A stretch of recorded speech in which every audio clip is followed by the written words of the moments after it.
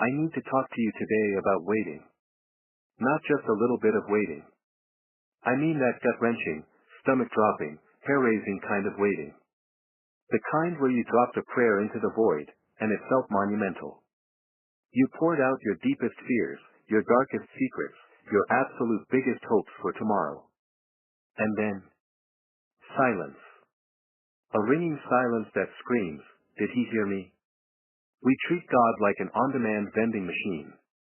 We put in a plea, and we expect a brightly colored snack to drop down instantly. But friends, if Christian life was like vending machines, we would all be bankrupt with anxiety. Because it is not. It is messy. It is spiritual warfare played out over seasons of delay. We hear promises that God answers immediately. And yes, He does. From the moment you speak faith and truth into darkness, His ear is tuned in.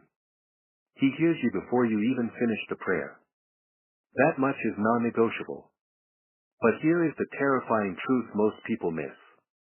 The Bible shows us something profound.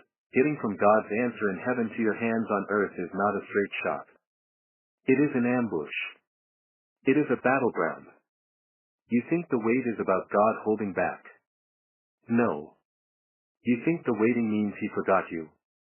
Absolutely not.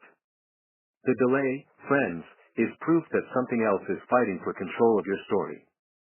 Something spiritual and deeply entrenched, trying to derail the breakthrough that heaven already decreed. It is resistance. And it always happens in the gap. That sacred space between the moment God says, yes, and the moment you physically feel relief. That's where the fighting takes place. Are you worried about whether God has heard your prayer? Stop. The Bible promises that He has. Focus on this. What is happening to the answer? What are the forces out there trying to block it? We are so fixated on the question of timing, we forget the reality of territory. Spiritual battles are fought for ground, for our minds, for our emotions, for our family's peace. And those who oppose God do not abide by your calendar. They operate in defiance of your expectations. So what do you do when you find yourself stuck in that suffocating gap? When the answer feels miles away, and the resistance feels immense. You are exhausted. You are cynical. You are ready to quit praying altogether. You want a miracle quick enough to kill all doubt. But the victory isn't in skipping the struggle. The victory is found right there, standing in the wreckage of the wait. Because when you choose faith over feeling, when you commit to prayer even though the evidence contradicts your hope, that is when you learn who God really is. You stop praying for a quick fix, and start living in divine dependency. The waiting room isn't an abandonment zone, it is an equipping station. It is where heaven prepares the finished battleground for you.